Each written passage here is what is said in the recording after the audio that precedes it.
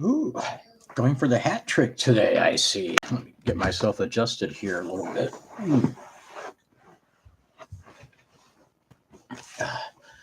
Sometimes I need to sit down in different ways. I've always been that way. I don't know why it is. Kind of, it's not comfortable just sitting in a chair and cross legs sometimes. Not good for the circulation. A lot of times my legs will, uh, you know, kind of like fall asleep. I almost broke my leg one time that way. It was pretty wild.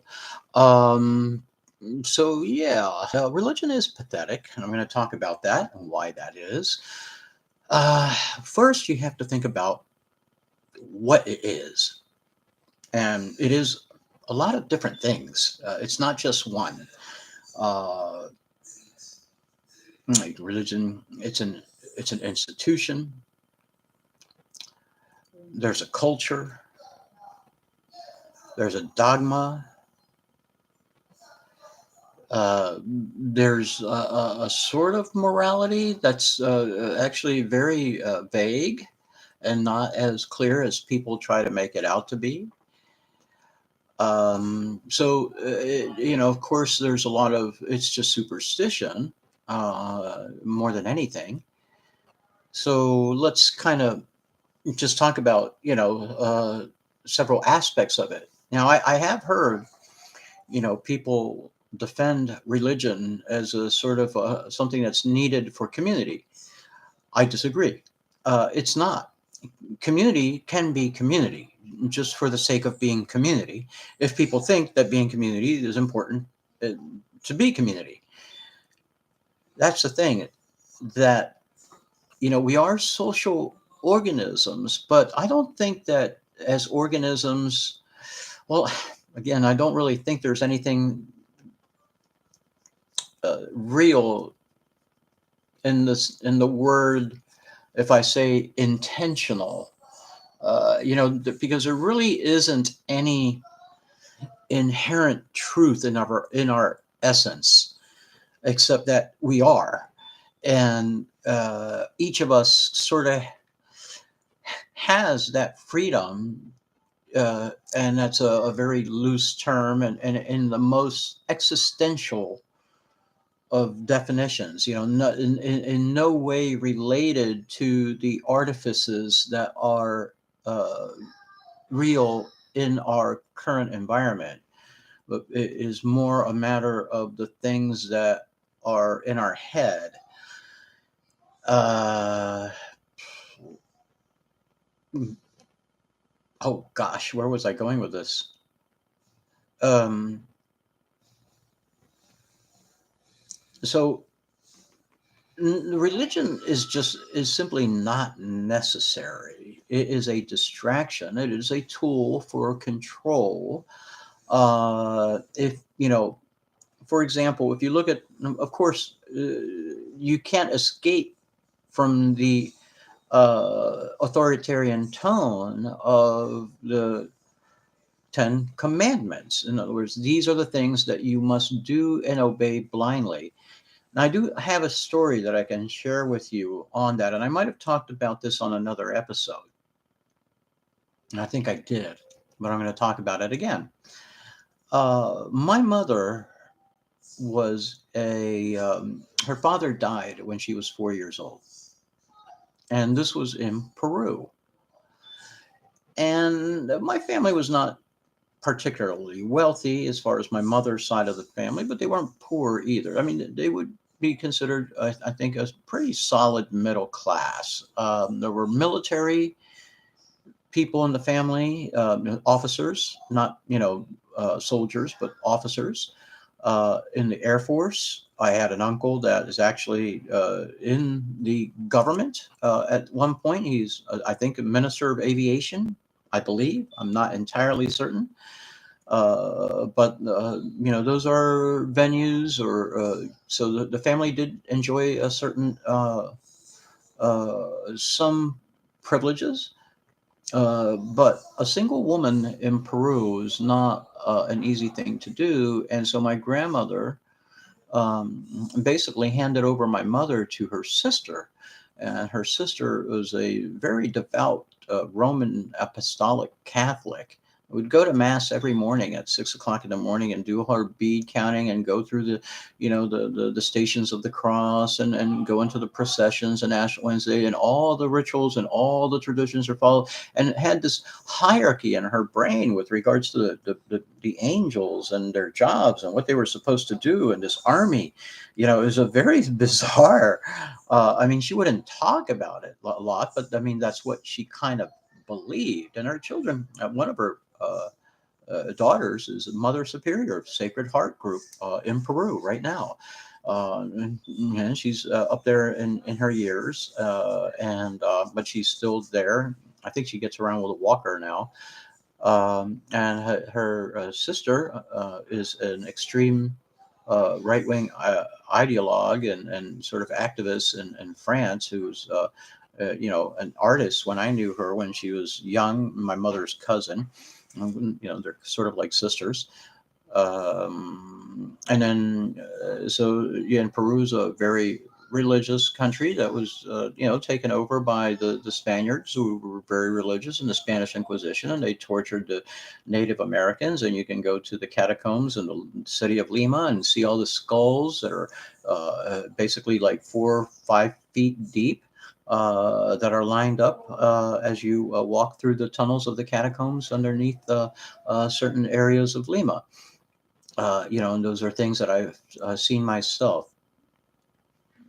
But in so there's this, and speaking about the bad things about religion, what we have are, is this the authoritarian tone. So you have to obey your mother and your father. Now, uh, that's not true. I mean, that is a way of trying to uh, establish a power dynamic between the parents and the child, and it shouldn't be that way.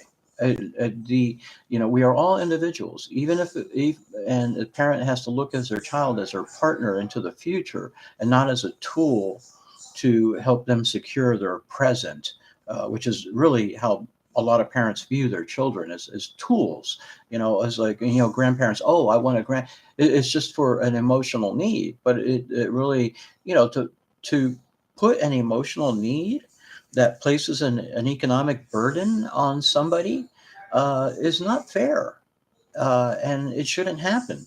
And there's a lot of things that happen that we sort of accept, and we sort of say, oh, well, that's the way people are. Well, there is no that's the way the people are. People can be any way they want to be. So if we're going to be any way, wouldn't we want to be the most sort of the coolest way? Wouldn't we want to be the coolest way? Why would we want to be the assholes in the group? you know Now, of course, all that is relative terms, because people will interpret the word asshole in a different way. But at the end of the day, an asshole is a person who thinks of themselves more than they think about the person that's in front of them. And I don't consider myself to be that person. I consider myself to think of a lot of other people before I think about myself, because I know there's a lot of other people in this world that are hurting a lot more, and I've seen them being abused visually. I have been there and I have witnessed the abuse. Religion in this country, in the United States, does nobody any favors, as an institution, because they're tax exempt. And so, a large number of grifters and con men, have used that as a shield to accumulate their own personal wealth, and just jack off in front of people, and smile, and they just eat it up.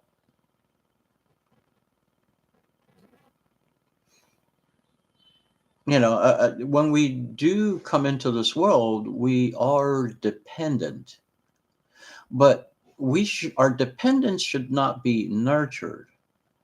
What should be nurtured is an ability to be fiercely independent.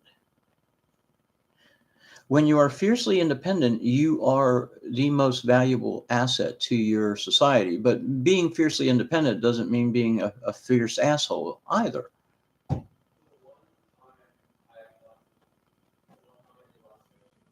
So religion has a control mechanism. It's just these commandments, this authoritarian tone, this absolutism that it basically tries to tell you this is the truth and this is the only truth, and you cannot deny it. But they also try to play little clever word games by saying, well, you don't know, so you can't say. Well, yes, what I can say is that you are completely talking about nonsense. Now let's kind of consider some of the, from a sort of definition wise and philosophical way, how they are like, ignorant in the most cretinous and shallow and superficious way, superficial, excuse me, not superstitious and superficial. I created a new word. Um, that First of all, the entire concept of a God creating is nonsense. A God would not have to create. Creating is something that we do as humans. We create things, we build things. That's in our capacity to do that as social animals. But gods are way better than us. They're supposedly, I mean, that's what omnipotent means. Way better. The gods wouldn't have any human qualities. So the whole concept that they try to talk to you, say, well, God created this, God did that. No, nonsense. It's bullshit. A God wouldn't do that. You're full of shit. You don't know. You don't know crap. We have to challenge the false authority that people assume. Now, their wealth gives them a false sense of privilege and entitlement to these absurd notions that they have in their head. They think that because they have been able to accomplish as much as they've been to accomplish, because they sort of in their own head conform to the rules of the game, that's the game, that's the way the game is supposed to be played. And that's the only, and that's an arrogance. And it is a sort of, a head way up, way up inside your ass. I mean, halfway up the intestines, which I can't remember how long. If you would just take out your colon, your intestines, and stretch them out, I don't know how many feet they would be, like 12 feet or something like that. I'm not exactly sure, but I know it's, biology is something that I'm somewhat familiar with, but not, not no expert in any way. But there are. I think people are very ignorant of even their own biology. You would have to be if you let yourself go and be a mountain of flesh that walks into a gas station at 6 o'clock in the morning to buy 3 slices of pizza and a big soda. I mean, that person is a victim. That person is a prisoner. That person is the victim of a system that doesn't give a fuck about them, and they are in such a bad place that they actually don't give a fuck about themselves. And that kind of leads me into the other point, which is religion is really a death cult. Here's other things. What do people do? Well, they're kissing ass. They are kissing the God's ass and saying, you know what? This life sucks and I want something better in the future. Please, look, I'm going to fucking kneel down in front of you and kiss your ass and please, please, please, pretty please. And I'm going to do all the bullshit and all the nonsense that you asked me because I want to have and be treated in a special way, or I want to have this peace of mind or whatever the fuck. And that's very sad when you stop and think, how pathetic. How fucking pathetic to congregate in a building at a certain time and to dress in a special way to beg for something better instead of making what you have better. How there is no virtue in that. That is just sad, sad, sad, sad, and pathetic ignorance. And it needs to be called out in that way. There's nothing virtuous about that behavior at all. There's nothing virtuous about believing in nonsense.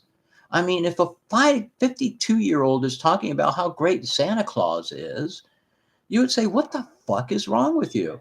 And the same thing can be said of anybody who said God is great. What the fuck is wrong with you? You are spiritually stunted because if you knew anything about God, you wouldn't have to tell anybody about God. It would just emanate from you. But most of the people that say the name God and it comes out of their lips, they look like shit. They don't look like messengers of God. They look like cretins and assholes and monsters and dumb fucks. I mean, that's what they look like. You know, to have this external notion control your behavior, that is the, as Steve Miller puts, the pumpetus, which is not even a real word. You know, the pumpetus, it is the sort of the drive is to shoehorn you, to control you. That's it. Nothing more, nothing less.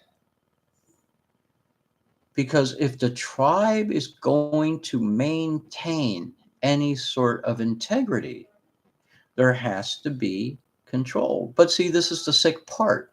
You cannot control 350 billion. But that's what Trump thinks. Trump thinks, oh, that's why he talks highly of these, you know, the dictators who have a good, you know, clamp down on their system. Now, I do, as best I can tell, I don't know this for a fact, but you know, I think that on average, the Chinese people are healthier. And if they live in a society where they themselves are healthier people, then that to me would seem to be a better system than one where people are unhealthy. And the level of unhealthiness is just through the roof. One statistic I just found, and a lot of, is that more than 250 people die on a daily basis in the United States due to an alcohol related event. More than 250 a day. Now, I will ask you point blank, how many marijuana related deaths are there on a daily basis?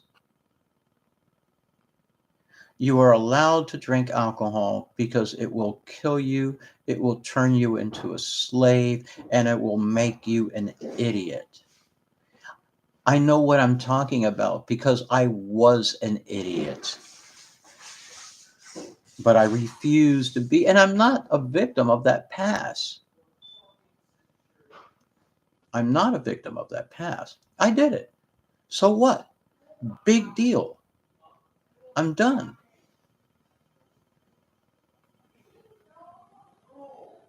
Now, just because I say, you know, for example, I do go see the Unitarians, the Universalists, because they are not dogmatic. They have these little rituals that I can just, you know, push to the side. But on the whole, they are decent people because they are social activists and they do not discriminate. They are an open arms organization that doesn't have any fucking airs. And that's not the same that I've even experienced with atheist groups. And I'm not, you know, I think if you need people to hang out with and you want decent people and Sunday's a day that works out with for you, I think going to see the Unitarians in your community is not a bad thing to do. You could do worse than do something like that.